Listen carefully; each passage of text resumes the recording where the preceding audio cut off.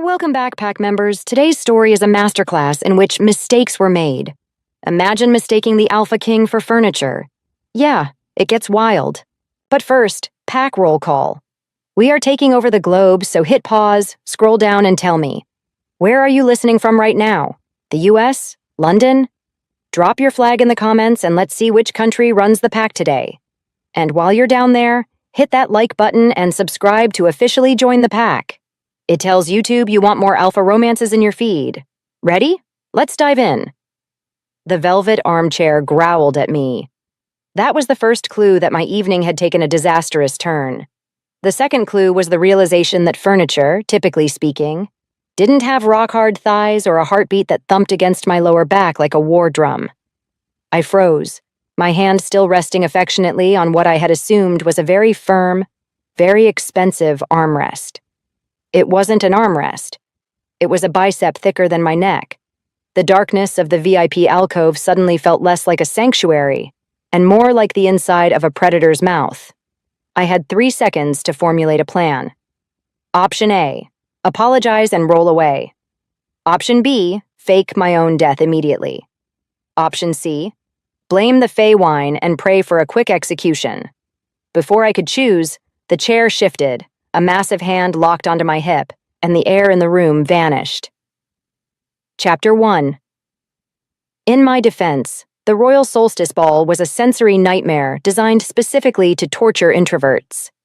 The perfume of 300 desperate socialites mixed with the musk of aggressive alphas created a scent profile I could only describe as desperation and Axe body spray.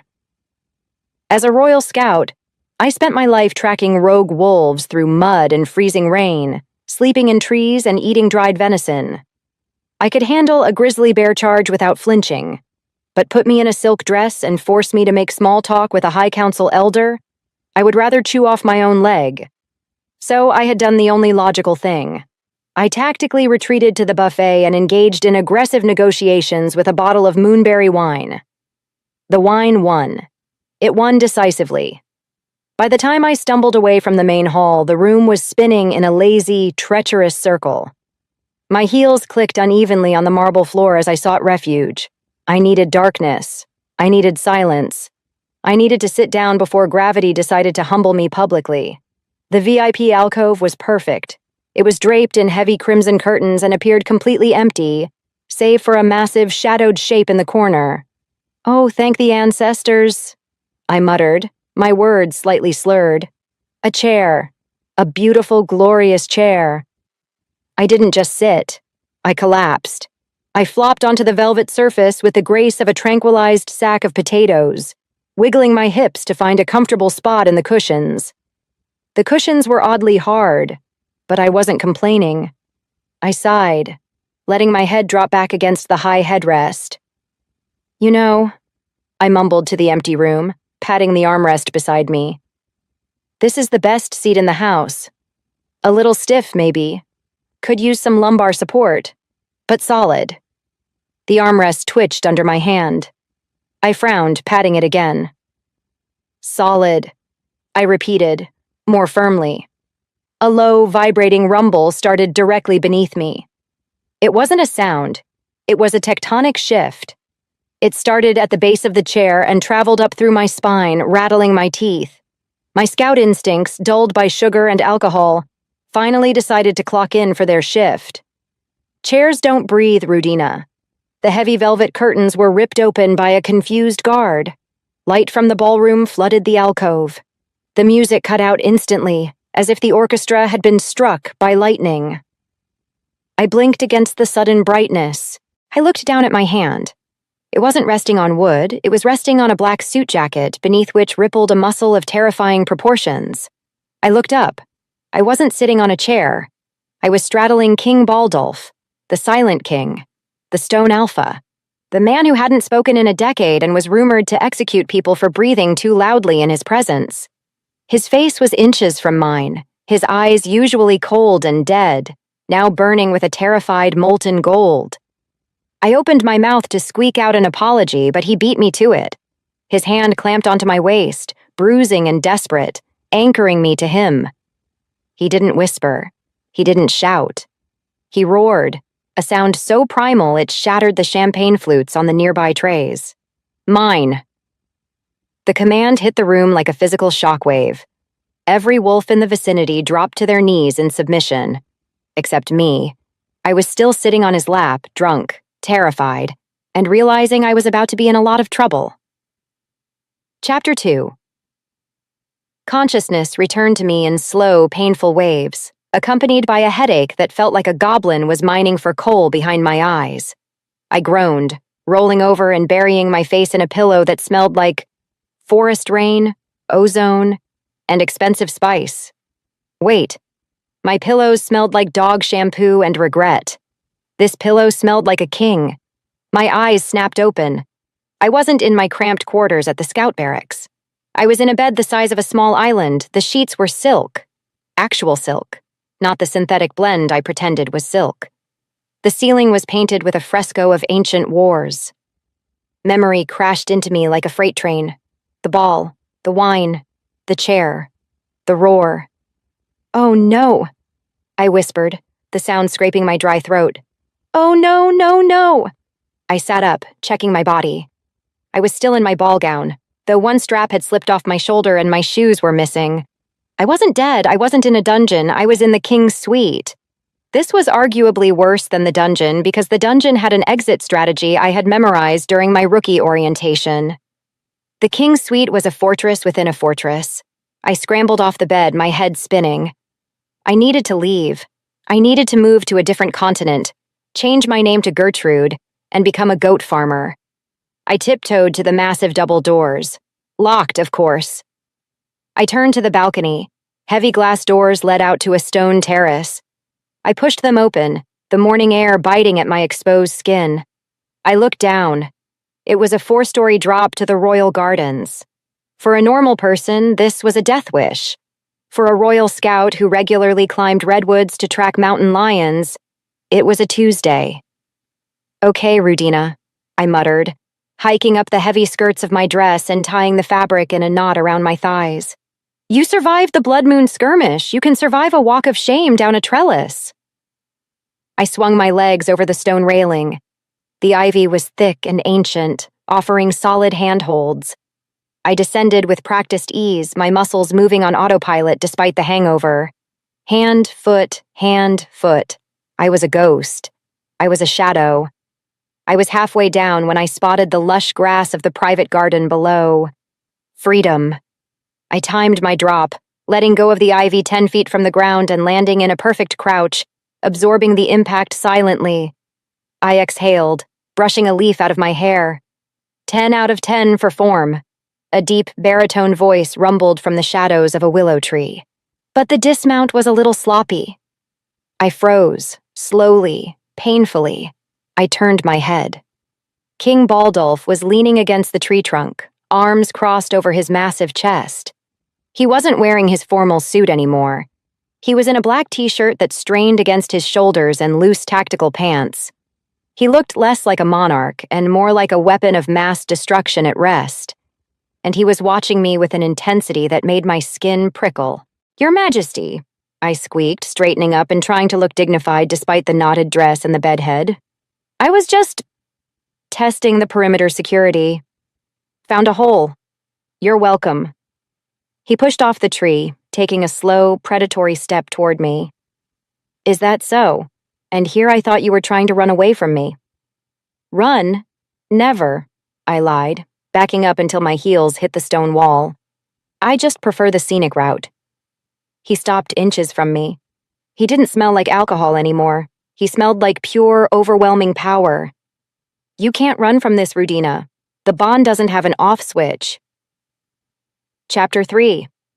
The bond is a biological chemical reaction, I snapped, my anxiety suddenly morphing into defensiveness. Being cornered usually did that to me. It can be triggered by stress, adrenaline, or, in my case, an obscene amount of sugary wine. It's a glitch. Baldulf stared at me, his expression unreadable. Most people cowered when the king stared. I just felt the urge to organize his bookshelf or run away. Preferably, run away. A glitch, he repeated. the word rolling around his mouth like he was tasting it. You think my wolf claiming you in front of the entire aristocracy was a glitch? Yes, I insisted, crossing my arms. I am a scout, Your Majesty. I spend my life covered in mud, sleeping in ditches, and eating questionable jerky. You are, well, you're the king. You need a queen who knows which fork to use for the salad. I used a dessert spoon for soup last night. I am a diplomatic incident waiting to happen. I took a breath, trying to summon my professional voice.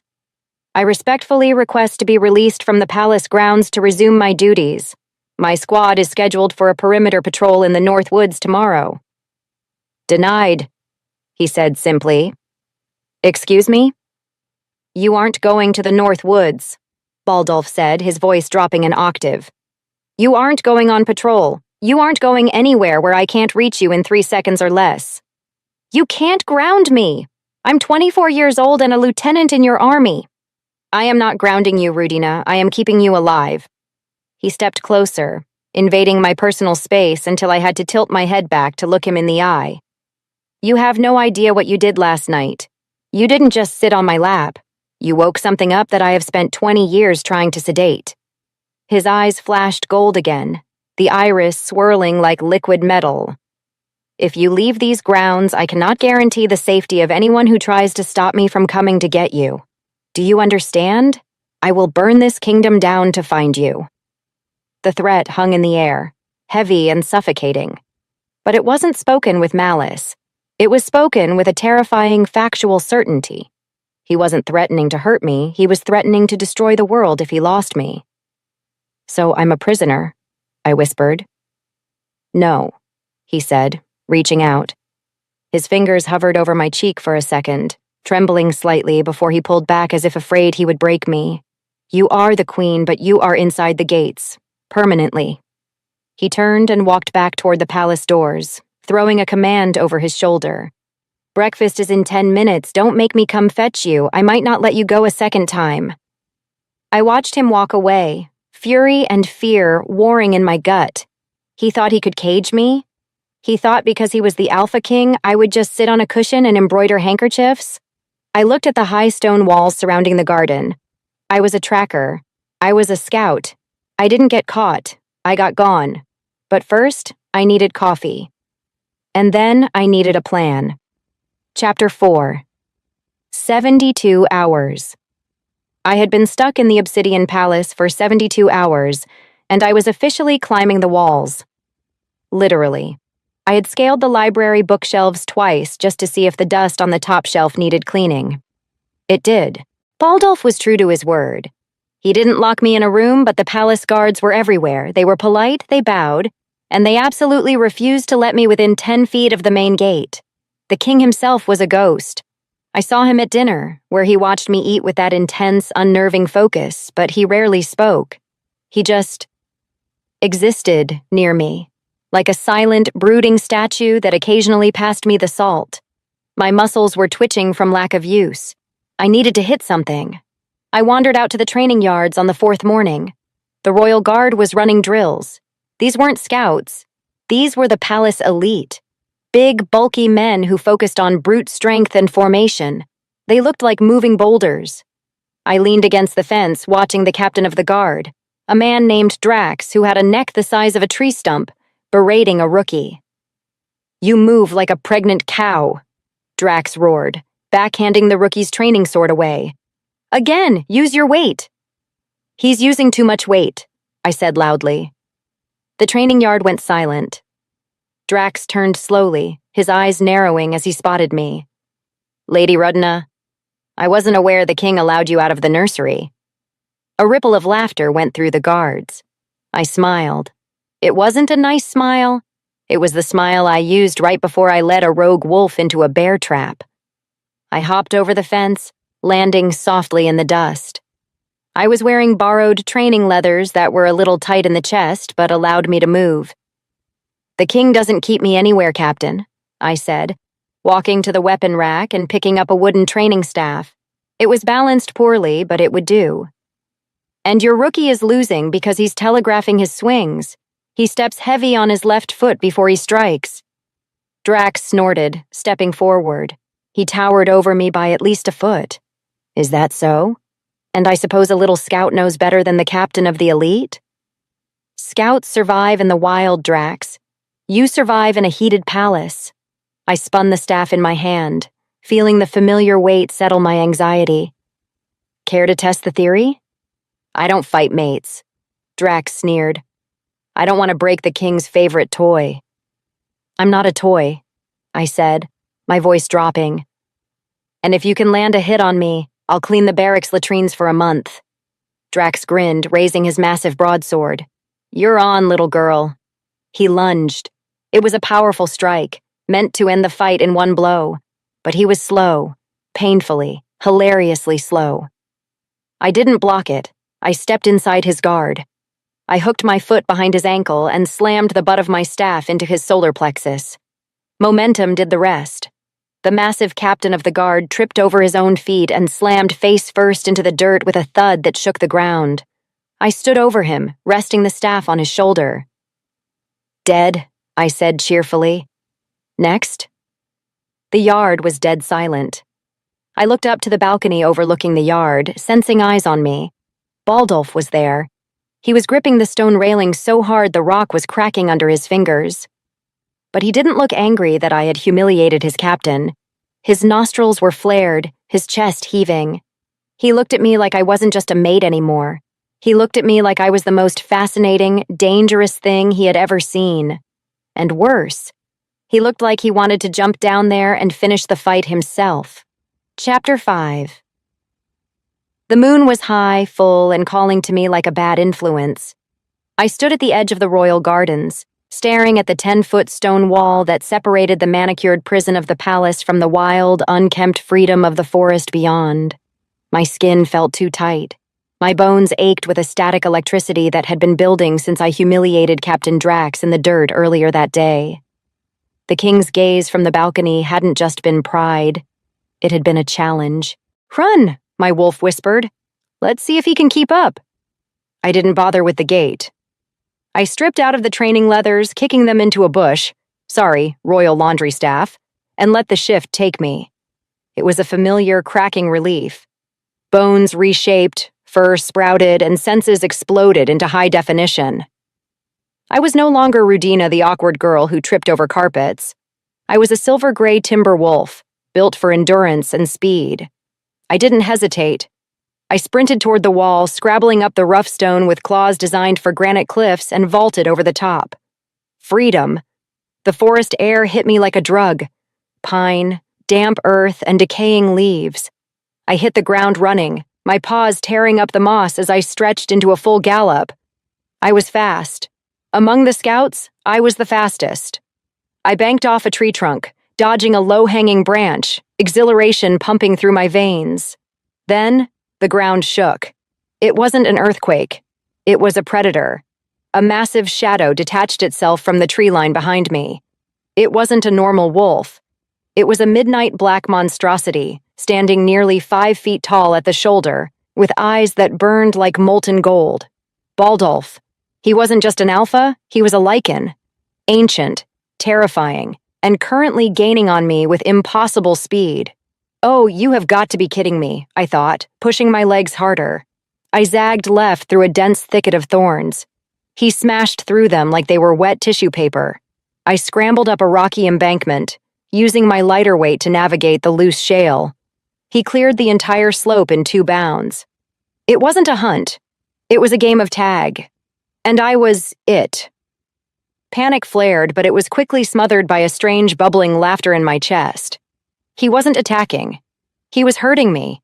He cut off my exit to the north, forcing me toward the river. I feinted right, then spun left. A classic scout maneuver. But he was already there, a wall of black fur and muscle. I skidded to a halt, baring my teeth in a playful snarl. He didn't stop. He tackled me. We rolled through a pile of autumn leaves, a tangle of limbs and fur. He pinned me effortlessly, his massive weight holding me down without crushing me. His jaws, powerful enough to snap a femur, closed gently around the scruff of my neck. Gotcha. The telepathic impression slammed into my mind, deep and smug. I stopped struggling, panting beneath him. I looked up into those gold eyes and realized with a jolt of horror that I wasn't scared. I was having fun. Chapter 6. The transition back to human skin was always undignified, leaving you naked, shivering, and covered in dirt. Or, in my case, leaves. We were back in the king's private suite. Baldulf had carried me back over the wall, show off, and deposited me onto the balcony before shifting back himself. Now he was pulling a throw blanket off the sofa and wrapping it around my shoulders, his chest heaving slightly from the run.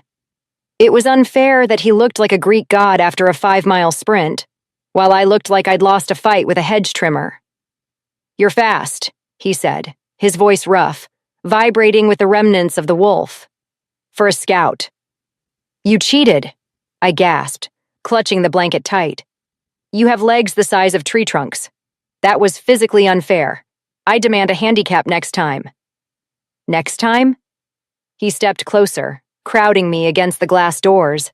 The heat radiating off him was intoxicating. "So you admit there will be a next time? You aren't going to try to escape the kingdom?" "I wasn't escaping," I lied, though my pulse was hammering in my throat for an entirely different reason now. "I was patrolling, checking for structural weaknesses in the perimeter wall." And? "And I found one. It's easily vaulted by a determined timber wolf." Baldulf braced his hands on the glass on either side of my head, trapping me. He smelled of pine needles and musk, a scent that made my knees unacceptably weak. "I don't want to cage you, Rudina, but I can't let you vanish into the woods for weeks at a time. The bond, it physically hurts when you are too far away." I looked up at him, seeing the raw honesty in his eyes. He wasn't a tyrant. He was desperate. "I can't be a doll, Baldulf," I said softly. "I can't sit around eating bonbons and planning galas. I need to work. I need to be useful. If you cage me, I will wither." He stared at me for a long moment, the gears turning behind that stoic expression. "Fine. A compromise." "I'm listening." "You remain the head scout," he said, and my heart soared. "But you do not go on solo missions. You take a squad of elite guards with you, and you handle the logistics and planning from the war room, not just the field." "Deal," I said quickly before he could change his mind. "I have one more condition," he added, his voice dropping to a low, dangerous purr. "Which is?" "You sleep here." He gestured to the massive bed that dominated the room. "Every night in my bed, where I can smell you and hear your heart beating." My face flushed hot. "That is highly improper. The council will have a stroke." "Let them stroke out," Baldulf murmured, leaning down until his nose brushed against my neck, inhaling deeply. "I don't care about propriety, I care about sanity, and I don't think I can sleep without you now." I swallowed hard, my hands trembling where they clutched the blanket. I should say no. I should argue. But the truth was, the thought of sleeping alone in the guest quarters suddenly felt very cold. "Fine," I whispered. "But you stay on your side. No cuddling. I kick in my sleep." Baldulf pulled back, a dark, wicked smirk curling his lips. "We'll see about that." Chapter 7. The council chamber was designed to be intimidating. It was all black stone, high ceilings, and old men with beards that smelled like mothballs and judgment. I sat to the right of Baldulf's throne, wearing a stiff, high-collared dress that scratched my neck. I tried to look regal. I mostly felt like a child wearing her mother's clothes. Baldulf sat on his throne like a statue carved from obsidian, his face an unreadable mask of boredom and menace. Lord Malcor, the head elder, was droning on about grain shipments. He was a weaselly man who clearly thought his opinion was the only one that mattered. And therefore, Your Majesty," Malcor said, sniffing disdainfully, "we must divert the supply lines through the southern pass. The northern route is too treacherous this time of year." He glanced at me, his lip curling. Not that the Lady Rudina would understand the complexities of supply chain management. Perhaps she would be more comfortable in the gardens. The insult landed with a wet thud. The other elders chuckled softly. Baldulf didn't move. He didn't blink. But I felt the air pressure in the room drop. He was waiting. He was letting them hang themselves. I cleared my throat. Actually, Lord Malcor? I said, my voice cutting through the chuckles. If you route the grain through the southern pass, you'll lose 30% of the shipment to the mudslides that happen every year after the first thaw. I know this because I spent 3 weeks digging a cart out of that mud last spring. Malcor blinked, stunned that the furniture was speaking. I beg your pardon? Furthermore, I continued, leaning forward and resting my elbows on the polished table. The northern route isn't treacherous if you use the old logging roads past the ridge. The ground is shale, not dirt. It drains well. You can cut travel time by 2 days and save the cost of wheel repairs. I looked around the table, meeting every pair of eyes. I've mapped those woods myself. I know every rock, every route, and every shortcut. If you want the grain to arrive before it rots, you'll listen to the scout, not the mapmaker who hasn't left the capital in 20 years. Silence stretched across the room. It was thick and heavy. Malcor's face turned a delightful shade of puce. She has a point, another elder mumbled, looking at his notes. Baldulf shifted in his throne. He didn't smile. Kings didn't smile at logistics, but his eyes were dancing. Slowly, deliberately, he reached under the heavy oak table. His large, warm hand found my knee. He didn't just rest it there.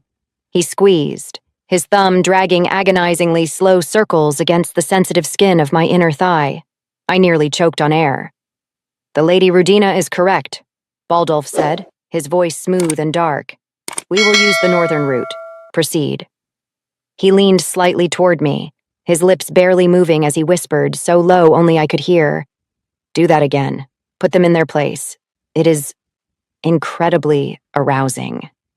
I stared straight ahead, my face burning, trying desperately to pay attention to the tax report, while the king's hand moved higher up my leg.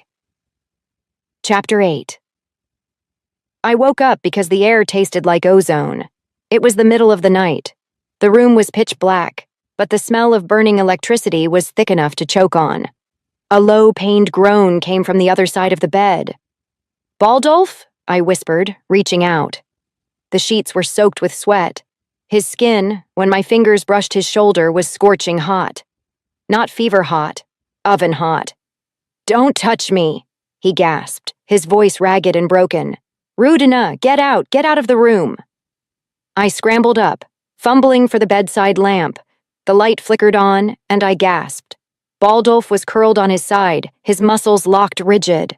Veins of glowing gold light were pulsing under his skin, looking like molten lava trying to break through granite. The stone floor beneath the bed was cracking, hairline fractures spreading outward from where he lay.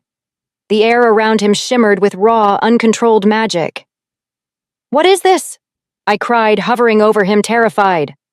Alpha burn, he gritted out through clenched teeth. Too much power. Can't contain it. Run, Rudina. If I lose control, I will level this wing of the palace. He convulsed, a scream tearing from his throat. The windows rattled in their frames. A glass vase on the mantelpiece shattered. He was a nuclear reactor going into meltdown. And he was trying to send me away to save me. I looked at the door. I could run. I should run. My survival instincts were screaming at me to flee the blast zone. No, I wasn't just a scout anymore. I was his mate. And I remembered the chair. I remembered how he had calmed down the moment he touched me. I'm not leaving, I said, my voice shaking, but firm. Rudina, please. I climbed onto the bed. The heat coming off him was intense, stinging my skin, but I ignored it. I crawled over to him and wrapped my arms around his shoulders, pulling his heavy, burning body against my chest. Let it go, I whispered into his ear, threading my fingers through his sweat-drenched hair. I've got you. I'm right here. Ground yourself on me. Baldulf stiffened, a roar building in his chest. For a second, I thought I'd made a fatal mistake. I thought he was going to incinerate me. But then, the magic shifted. Instead of exploding outward, it rushed toward me. It slammed into my body, a wave of pure golden energy. It didn't hurt. It felt right. like a puzzle piece snapping into place. I absorbed the excess power, my own wolf rising up to meet it, drinking it in. The glowing veins under his skin began to fade. The cracking of the floor stopped. The heat dissipated, leaving only the warmth of a man. Baldulf slumped against me, his breathing ragged, his weight heavy. He buried his face in the crook of my neck, his arms coming up to crush me against him in a desperate embrace. The silence, he murmured, his voice thick with exhaustion and awe. The noise. It stopped. You stopped it. I held him tight, rocking him gently as the last of the tremors left his body. I realized then that the High Council was wrong. He wasn't a monster. He was a man holding up the sky, and he had finally found someone to help him carry the weight. I'm here, I whispered, kissing his damp temple. I'm not going anywhere. But as I held him, a cold thought settled in my stomach. If the council knew he was this vulnerable, if they knew I was the only thing keeping the king from going feral, they wouldn't just insult me, they would try to kill me. Chapter 9. Silence was heavy. Usually, silence felt empty, like a room after a party ended. But this silence was full. It was physical. It wrapped around us like a blanket, shielding us from the chaos of the world outside the heavy oak door. I was still straddling Baldulf on the mattress, my arms locked around his neck, his face buried in the crook of my shoulder. The terrible heat that had radiated from him moments ago had cooled to a comfortable, steady warmth. The glowing veins beneath his skin had faded back to olive and tan. You're heavy, I whispered, though I made no move to push him off. Baldulf pulled back slowly. He looked wrecked. His hair was damp with sweat sticking to his forehead, and his eyes, usually so guarded and cold, were wide and vulnerable. He looked at me like I was a puzzle he had finally solved after 20 years of frustration. The noise, he rasped, his voice raw. It stopped. What noise? I reached up, instinctively brushing a stray lock of hair from his temple. He leaned into my touch, closing his eyes. Everything. Everyone. My power. It acts like a receiver. I feel the pack's emotions, their fears, their greed, their hunger. It's a constant, screaming static in the back of my skull. It's why I don't speak. Speaking opens the floodgates. He opened his eyes, staring right into my soul. But when you touch me, it's quiet. It's just you. You are the only thing that is silent. My heart did a traitorous little flip in my chest. So, I'm a mute button? That's romantic. A ghost of a smile touched his lips. It was the first time I had ever seen him genuinely smile, and it transformed his face from terrifying to devastatingly handsome. You are not a button, Rudina. You are an anchor. You ground the excess energy before it burns me alive.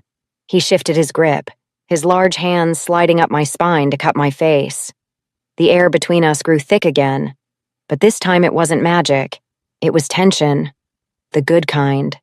The kind that made my toes curl. I thought I would go mad, he confessed, his thumb tracing my lower lip.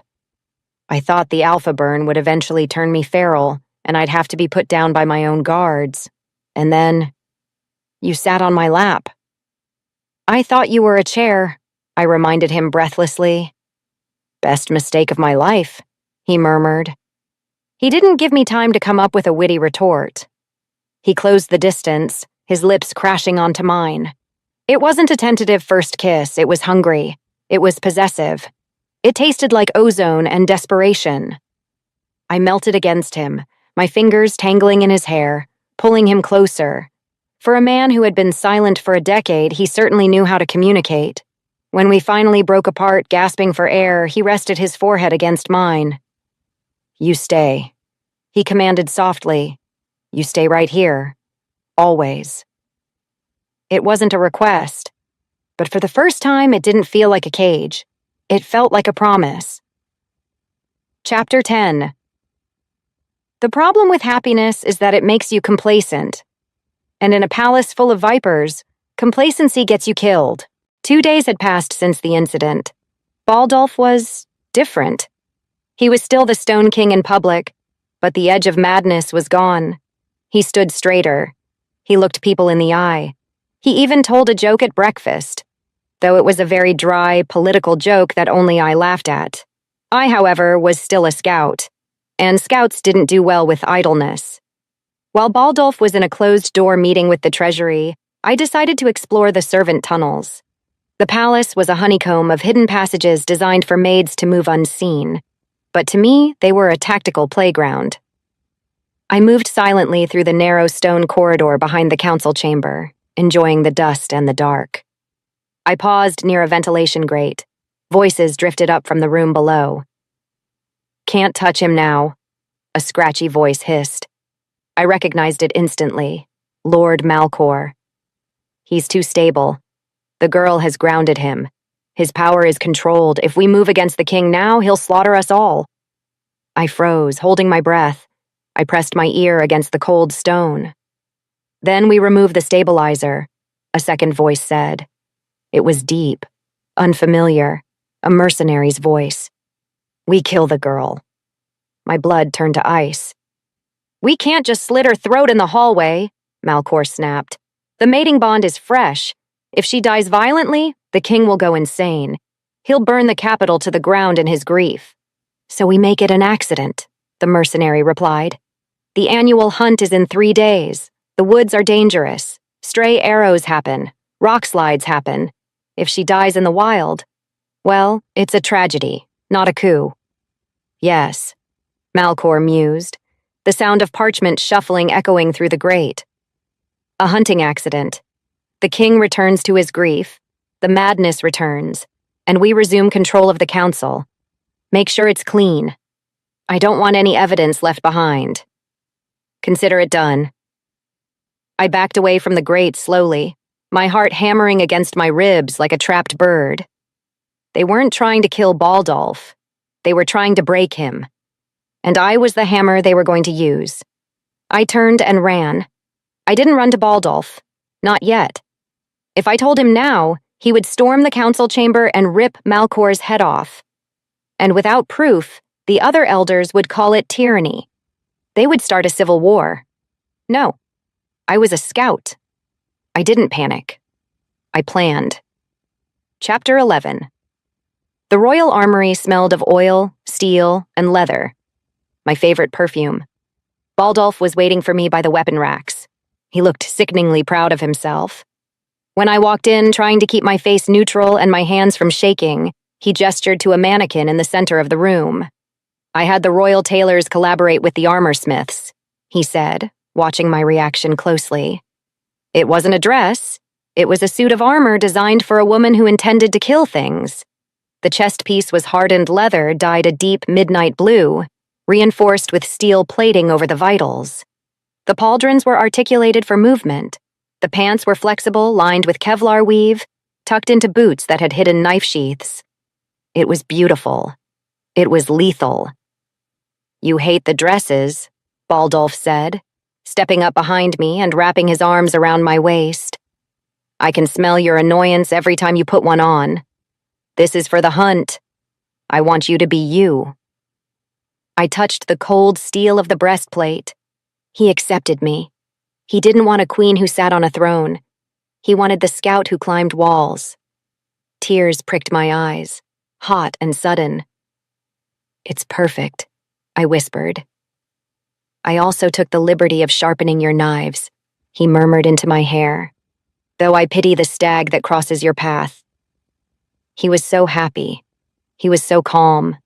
If I told him about Malcor's plot now, this peace would shatter. He would lock me in the tower for my own safety, and Malcor would just find another way. The only way to stop a predator was to let it spring the trap and then bite back. "Baldulf," I said, turning in his arms. "I love it." He kissed me, soft and lingering. "I love you." The words hit me hard. He hadn't said them before. Later, as I was changing into the armor to test the fit, I found a scrap of paper tucked into the lining of the gauntlet. It wasn't from Baldulf. The handwriting was jagged and hurried. "Run while you can, little scout. The woods have eyes." I stared at the note. It was a warning. Someone in the castle had a conscience. Or maybe they just wanted to scare me. I crumpled the paper in my fist. I walked over to the brazier burning in the corner and tossed it into the flames, watching it curl into ash. I wasn't running. I was going hunting. Chapter 12. The morning of the royal hunt dawned gray and cold. Mist clung to the trees of the Blackwood Forest, turning the world into a ghost story. The hunting party was massive, 50 guards, 20 nobles, and the king's entourage. I rode a black mare beside Baldulf wearing my new armor. Malcor was there, riding a white gelding, looking pious and innocent.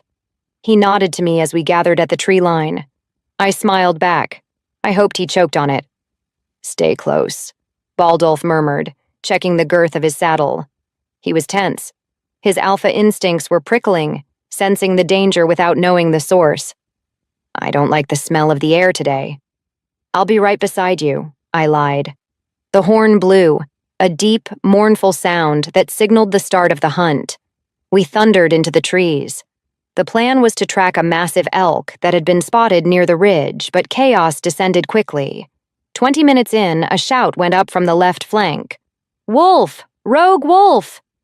The guards scattered, chasing the distraction. Baldulf roared an order to hold formation, but the excitement of the chase broke the discipline. We were pushed toward a narrow canyon path, the northern route I had argued for in the council meeting. "Rudina, pull back," Baldulf shouted, wrestling his massive stallion as it reared. I tried to turn my mare, but a guard, one of the faces I didn't recognize, slapped her flank hard. She bolted. She tore down the rocky path, carrying me away from the king. "Rudina!" Baldulf's roar shook the trees. I sawed at the reins, bringing the mare to a skidding halt deeper in the ravine. I spun her around to go back, but a rumble from above stopped me cold. I looked up. High on the canyon wall, 2 figures in dark cloaks were pushing against a massive boulder. It tipped. Gravity took over. Tons of granite crashed down onto the path, sealing the entrance to the ravine with a deafening boom. Dust billowed up, choking the air. I coughed, waving my hand in front of my face. "Baldulf!" I screamed. Silence answered me. The rock slide was 20 feet high. I was cut off. I was isolated. And I was exactly where they wanted me. I slid off my horse, drawing the twin hunting knives from my boots. The mist swirled around me, thick and unnatural. "All right," I whispered to the empty woods, my heart pounding a war drum against my ribs. "You wanted an accident? Come and get it." Chapter 13. The dust from the rock slide tasted like chalk and bad intentions. It settled slowly, coating my tongue and stinging my eyes. But I didn't blink. I couldn't afford to. The ravine was a geological dead end. Steep walls on both sides, a pile of granite blocking the retreat, and a thick, unnatural mist curling around the path ahead. My mare, a skittish creature named Shadow, imaginative, I know, danced nervously beneath me, her ears pinned back. She smelled them before I did. "Easy, girl," I murmured, sliding my feet out of the stirrups. If things went south, I didn't want to be attached to 1,200 pounds of panic. The mist parted. 5 men stepped out from behind the scrub brush. They weren't wearing the royal crest. They were dressed in mismatched leathers and heavy cloaks, the universal uniform for a generic hired thug. They held crossbows leveled at my chest. The leader, a man with a scar running through his left eyebrow and a nose that had been broken at least 3 times, stepped forward. He smirked. It was a practiced smirk, the kind you rehearse in a mirror before committing a felony. "Tragic," the leader said, his voice grating like gravel. "Rock slides are so unpredictable this time of year. A terrible accident for the king's new pet." I sighed, swinging my leg over the saddle and dropping to the ground. I patted Shadow's flank, silently signaling her to run back toward the rubble. She didn't need to be told twice. She bolted, leaving me standing alone in the clearing. "I have a question," I said, my voice conversational, echoing slightly off the canyon walls. "Did Lord Malcor write that dialogue for you, or did you come up with it yourself? Because it's a little cliché. Tragic accident? You couldn't weave in something about a rogue bear or a lightning strike?" The leader's smirk faltered. You talk a lot for a dead girl. And you stand very close together for people facing a royal scout, I countered, resting my hand on the hilt of my left dagger. I assume you're the cleanup crew. No witnesses. Make it look like nature took its course? Something like that, he grunted, raising his hand. The 4 men behind him tightened their fingers on their triggers. Don't worry, Your Highness. We'll make it quick. I looked at the crossbows. Heavy draw weight, steel tips, overkill for a girl in a dress, but appropriate for the armor Baldulf had given me. They hadn't expected the armor. I saw their eyes flick to the hardened leather breastplate, calculating the penetration depth. Here's the problem with your plan, I said, taking a casual step back, my boot finding a loose root. You blocked the exit, which means I can't get out. I paused, letting a cold, wolfish grin spread across my face. But it also means you can't get out. The leader frowned. Fire! 4 crossbow strings snapped. The bolts whistled through the air. But I wasn't there anymore. I had dropped, sliding underneath the mist layer, rolling toward the cover of a fallen log. The bolts slammed into the dirt where I had been standing a second ago. My turn, I whispered. Chapter 14. I didn't just roll, I moved. The moment I hit the cover of the log, I reached into my belt pouch and pulled out a smoke pellet. Standard issue for deep wood tracking, usually used to signal aircraft, but excellent for blinding idiots. I slammed it against the rock. A cloud of thick purple smoke exploded outward, engulfing the clearing. Hold fire! I can't see her! One of the thugs screamed. Rookie mistake, I muttered. I didn't need to see. I could smell them. The unwashed leather, the cheap ale, the spike of cortisol in their sweat. I shifted my grip on my daggers and dove into the smoke. I stayed low, attacking the knees. I wasn't looking to kill, Baldulf would want to interrogate them, but I certainly wasn't looking to be gentle. I swept the legs of the first man I found. He went down with a grunt. Before he could scramble up, I drove the pommel of my dagger into his temple. He went limp. 1 down. Spread out, the leader roared. She's just a girl. I'm a scout, you turnip, I yelled back, throwing my voice to the left. 2 bolts fired at the sound. I moved right, flanking them. I jumped onto the back of the second mercenary, wrapping my legs around his torso. He thrashed, trying to throw me off, but I jammed my arm under his chin in a sleeper hold. Nap time, I whispered. He slumped to the ground 3 seconds later. 2 down. The smoke was clearing. The remaining 3 men were panicked now. They dropped their crossbows and drew swords. Bad move. Crossbows gave them range, swords required them to get close to me, and nobody got close to a pissed-off wolf unless they wanted to lose fingers. I dodged a clumsy swing from the 3rd man, ducking under the blade. As I came up, I slashed his wrist. Shallow, just enough to make him drop the weapon. He howled, clutching his hand. I spun and kicked him squarely in the chest, sending him flying back into the 4th man. They tangled in a heap of limbs and curses. I didn't waste time.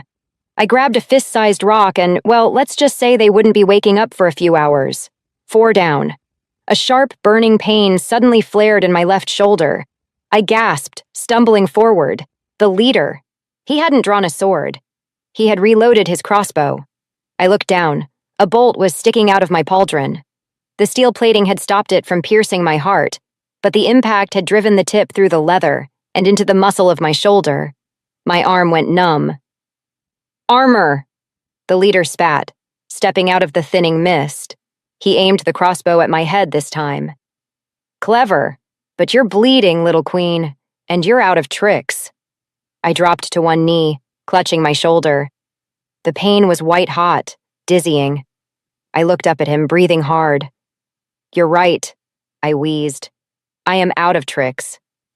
He squeezed the trigger. I didn't dodge. I didn't have to. I threw my throwing knife. The metallic twang of his crossbow firing happened at the exact same second my knife buried itself in his shoulder. His aim jerked. The bolt whizzed past my ear, shearing off a lock of my hair. The leader dropped the bow, screaming, and fell to his knees. I stood up, ignoring the screaming agony in my shoulder. I walked over to him, kicked the knife away, and placed the tip of my boot on his chest. I lied. I said, looking down at him. I have one more trick. It's called buying time for the alpha. As if on cue, the pile of rocks blocking the ravine exploded. Chapter 15. The sound wasn't an explosion. It was an eradication. The 20-foot wall of granite that had trapped us didn't just crumble. It burst outward as if hit by a siege engine. Boulders the size of carriages were tossed aside like pebbles. Dust billowed up again, but this time, it was cleared instantly by a roar that shook the marrow in my bones. Baldulf. He didn't come through as a man. He came through as a nightmare. He was in his hybrid form, 7 feet of lethal, shifting shadow, claws capable of shredding steel, and eyes that were 2 burning pits of hellfire.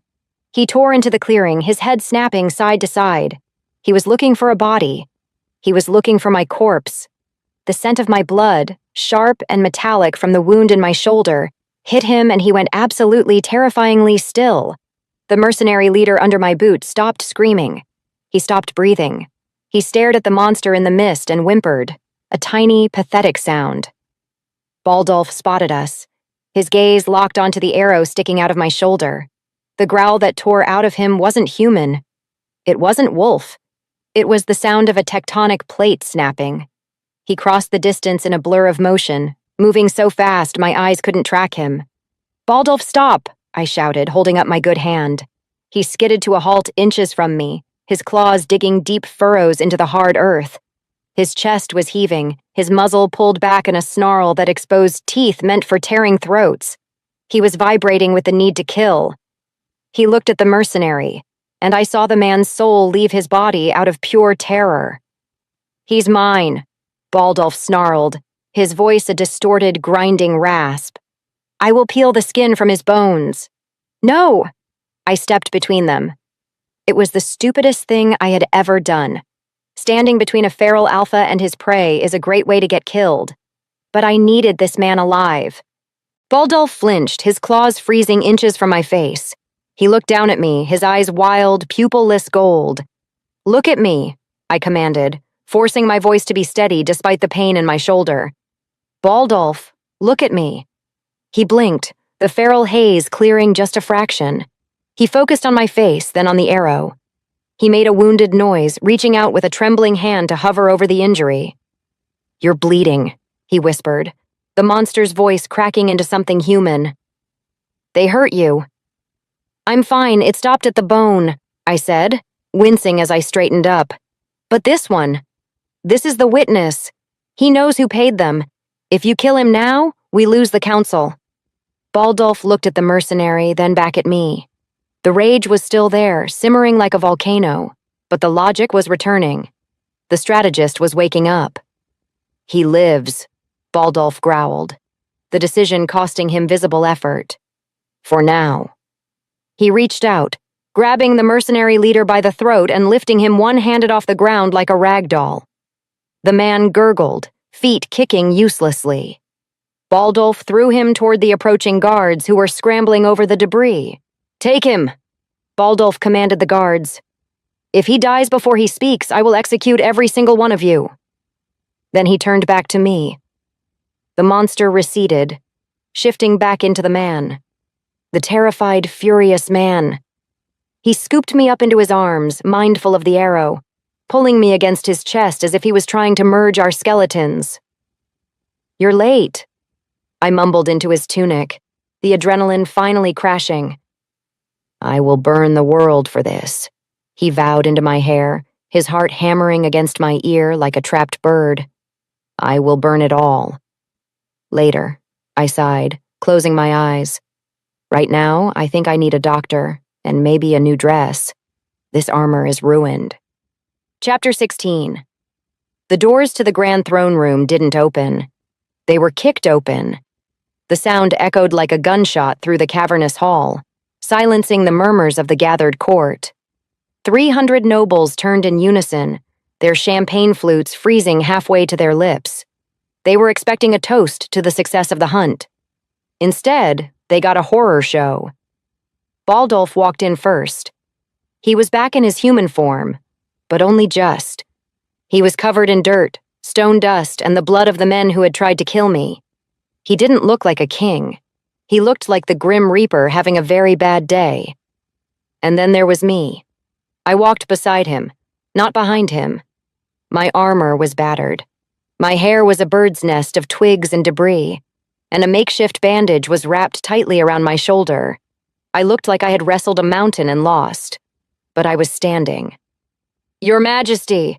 Lord Malcor hurried forward from the foot of the dais, his white robes pristine, a look of practiced concern plastered onto his face.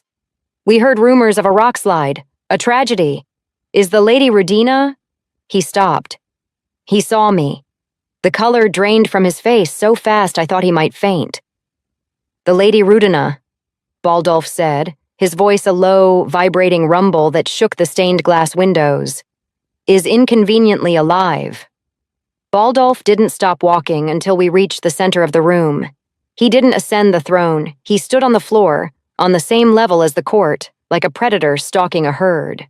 "A rockslide," Baldulf repeated, turning slowly to face the trembling assembly. "A tragic accident. That was the narrative, wasn't it, Malcor?" I don't know what you mean, sire," Malcor stammered, his eyes darting to the exits. "Nature is unpredictable." "Bring him in," I said. My voice wasn't loud, but in the terrified silence of the room it carried perfectly. 2 royal guards dragged the mercenary leader into the hall. He was battered, bruised, and terrified. He took one look at Baldulf and fell to his knees, sobbing. "He hired me!" the mercenary screamed, pointing a shaking finger directly at Malcor. "Lord Malcor, he paid in gold. He said make it look like an accident. He said the king was weak." The gasp that went through the room sucked all the oxygen out of the air. Malcor sputtered, backing away. "Lies! The man is a criminal. He's trying to save his own skin." Baldulf moved. It was a blur of motion. One second he was standing beside me. The next, he had Malcor by the throat, lifting the elderly wolf off the ground with one hand. Malcor's feet kicked uselessly in the air. "Weak," Baldulf whispered, tilting his head. "You thought I was weak because I chose peace. You thought because I did not speak, I did not see." His eyes flared gold. The air in the room grew heavy, the static charge of the alpha burn crackling against everyone's skin. But this time I didn't reach out to stop it. I let him burn. "I am not weak, Malcor," Baldulf snarled. "I was merely holding back, and you just gave me a reason to stop." "Baldulf," I said calmly. He froze, his claws digging into Malcor's expensive silk collar. He looked back at me, the gold in his eyes swirling. "Don't kill him," I said. Malcor wheezed, hope flickering in his eyes. "Yes, listen to the girl." "He doesn't deserve the mercy of a quick death," I continued, stepping forward. "And if you kill him without a trial, you make him a martyr. Let him live in the rotting cells. Let him rot in the dark, knowing that his plan failed. Knowing that I am still standing." I looked at the court, raising my chin. "Let everyone see that the king doesn't need to kill to rule, he just needs to snap his fingers." Baldulf stared at me for a long heartbeat. Then a dark, terrifying smile curled his lips. He dropped Malcor. The High Elder hit the floor in a heap, gasping for air. "Take him away," Baldulf commanded the guards, "and arrest the rest of the conspirators. I have the list." As the guards swarmed the room, arresting 3 other elders who had suddenly tried to blend into the curtains, the rest of the court dropped to their knees. It wasn't the forced submission of the Alpha Command. It was fear. It was respect.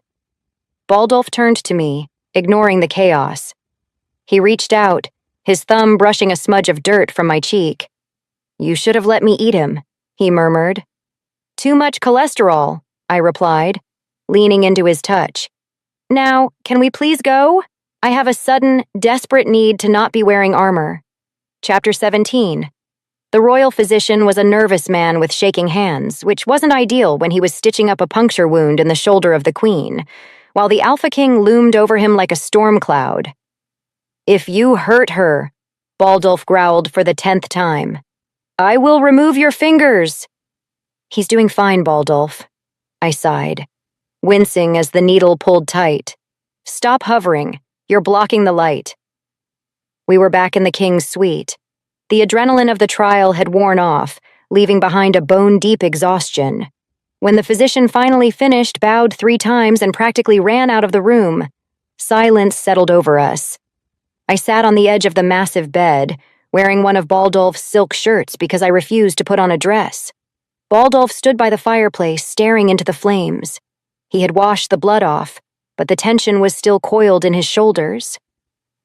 "Come here," I said softly. He didn't move. "I almost lost you." "Almost doesn't count in horseshoes or hand grenades," I said. "I'm right here. I'm fine." "I couldn't feel you," he whispered, turning to face me. His expression broke my heart. The Stone King was gone. In his place was a man who looked shattered. When the rocks fell, the bond went silent. Just for a second. But in that second, I felt the end of the world. He walked toward me, dropping to his knees between my legs. He rested his head against my uninjured thigh, his arms wrapping around my waist. "I thought I broke you," he murmured into the fabric of the shirt. "I brought you into this cage. I made you a target. I told myself I was protecting you, but I almost got you killed." I ran my fingers through his damp hair, scratching lightly at his scalp the way I knew he liked. "Hey, look at me." He looked up, his golden eyes shimmering with unshed tears. "You didn't break me," I said fiercely. "You didn't cage me either. You gave me armor. You sharpened my knives. You let me be me. Any other alpha would have locked me in a tower the moment they saw the threat. You trusted me to fight." I leaned down, cupping his jaw. "I'm not a porcelain doll, Baldulf. I'm a scout. I choose my own path. And I choose this. I choose the danger. I choose the politics. And I choose you." "Why?" he asked, his voice cracking. "I am broken. I am dangerous." "Because," I smiled, leaning in until our lips were inches apart. "You're the most comfortable chair I've ever sat on." A startled laugh huffed out of his chest. "You are impossible." "I know. Kiss me." He didn't hesitate. He surged up, capturing my lips in a kiss that wasn't gentle. It was a reclaiming. It was fire and desperation and overwhelming love. He pushed me back onto the mattress, following me down, his weight a heavy, grounding comfort. There was no alpha burn tonight. There was no static. There was just him. His hands were everywhere, worshipping, possessive, marking every inch of skin as his territory. "I love you," he groaned against my neck, his teeth grazing the sensitive spot over my pulse. "I worship you. You command me, Rudina. You are the only one who ever has." "Then I command you," I breathless, pulling him closer, "to shut up and show me." And for the rest of the night, the Silent King was very, very thorough in his obedience. Chapter 18. 1 year later. The winter solstice ball had returned. The palace was decorated in silver and ice blue, the chandeliers sparkling like frozen tears. The music was sweeping and majestic, the food was exquisite, and I hated every single second of it. "Smile," Baldulf murmured in my ear, his hand resting possessively on the small of my back. "You look like you're plotting a murder." "I am," I whispered back, keeping my smile plastered on for the Duchess of Westfall. "My feet are killing me. These heels were designed by a torturer. I have a dagger strapped to my thigh and it's itching." Baldulf chuckled, the sound vibrating through his chest and into my side. He looked devastating in his formal black suit, the crown resting easily on his dark hair. He wasn't the Stone King anymore. He smiled. He spoke to his subjects. He was beloved, but he was still terrifyingly possessive. "Go," he whispered, kissing my temple. "Take a break, before you actually stab a duke." "You are the best husband," I said, picking up my skirts and fleeing the ballroom floor. I didn't go to the garden. It was too cold. I navigated the familiar hallways, dodging servants and drunk nobles, until I found it. The VIP alcove. It was exactly as I remembered it. Heavy crimson curtains, dim lighting, quiet. I slipped inside, exhaling a long breath of relief. I kicked off my heels, letting them thud onto the carpet. I reached down to adjust the dagger in my garter belt. Old habits died hard, and looked toward the corner. There was a velvet armchair there, but it was occupied. Baldulf was sitting there. He must have used the shadow paths to beat me here. He was lounging in the darkness, one leg crossed over the other, watching me with glowing, predatory eyes. "You followed me," I accused, though I wasn't angry. "I can't help it," he shrugged, his voice smooth as silk. "I have this addiction to trouble." I walked over to him. He didn't move. He didn't offer to stand up, he just watched me, that familiar hunger burning in his gaze. "Excuse me, sir," I said, stopping in front of him and placing my hands on my hips. "I believe you're in my seat." Baldulf smirked. He tapped his thigh. "There is plenty of room, although I must warn you, the cushioning is quite hard." I laughed, the sound bubbling up from my chest. "And the lumbar support?" "Terrible," he agreed. "But the stability is unmatched." I didn't hesitate. I stepped between his legs and sat on his lap, wrapping my arms around his neck. He groaned, his arms coming around me instantly, locking me into place. He buried his face in my hair, inhaling deeply. "Happy anniversary, Rudina," he whispered. I leaned back, looking into the face of the man who had once terrified the world, and saw only my home. "Happy anniversary, Baldulf." He tightened his grip, his eyes flashing gold as he claimed me all over again. "Mine," he growled. "Yours," I answered. "Always."